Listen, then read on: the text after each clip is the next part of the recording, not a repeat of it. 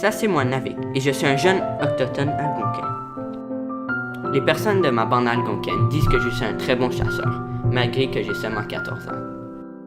Aujourd'hui était la première fois que mon père, croyant que j'étais assez habile et assez mature, me laissait chasser seul. C'est mon père qui m'a montré comment chasser, pêcher et cueillir. Navik devait rapporter quelque chose d'ici 30 minutes à son wigwam et pour l'instant, il était bredouille. Enfin, il vit un loup et au moment où il s'apprêtait à tirer avec son arc, il l'attendit.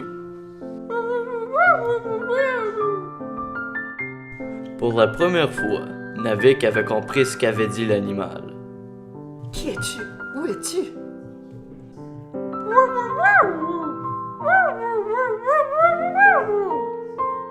Attends, les loups savent parler? Je n'ai jamais entendu d'autres animaux parler à des humains auparavant.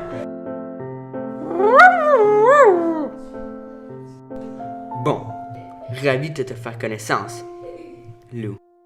Navik tendit son arc et s'apprêtait à tirer.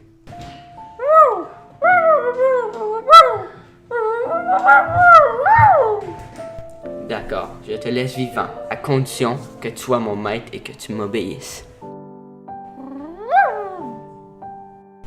Moi, je m'appelle Navik.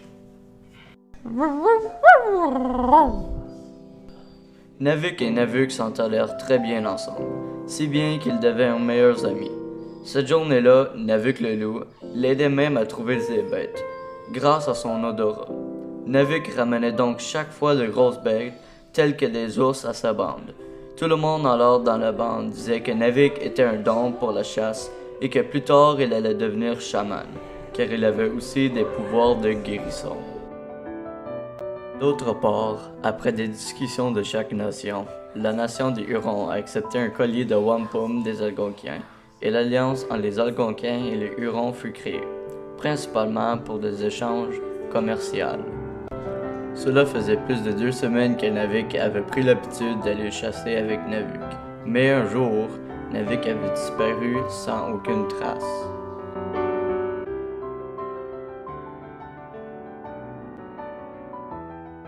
Navik m'avait parlé de sa relation avec Navuk à moi.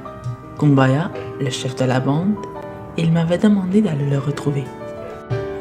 Après avoir cherché pendant des heures, je dis à Navik que le loup était probablement mort. Et Navik, ne voulant pas me croire, avait eu la veille une vision que le loup était toujours bel et bien vivant.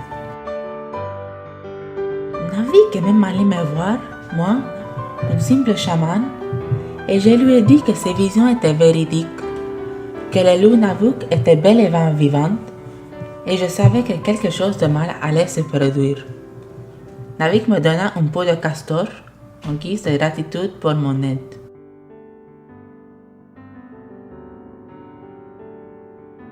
Je cherchais Navuk encore et encore, mais sans résultat. Soudain, de l'autre côté du lac, sur les territoires iroquois, j'ai vu Navuk, malade à un stade où il était presque mort.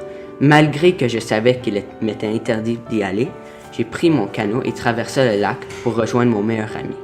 Une fois de l'autre côté, j'ai guéri Navik de sa maladie et je lui ai demandé de s'enfuir très loin. Les Iroquois prirent donc Navik en otage comme prisonnier de guerre. Puisqu'il était sur un autre territoire, ils le torturèrent puis le mit à mort en le brûlant vif. La fumée noire et ses cendres se répandirent dans le ciel et se créa la nuit. Son âme rejoigna lui aussi le ciel pour former la lune, telle que nous la connaissions, et ça prenait 29 jours à la lune pour faire une lunaison, soit la durée de temps entre la rencontre de Navik et Navuk le loup, et la mort de Navik. À chaque pleine lune, chaque loup pleure à la mort de Navik.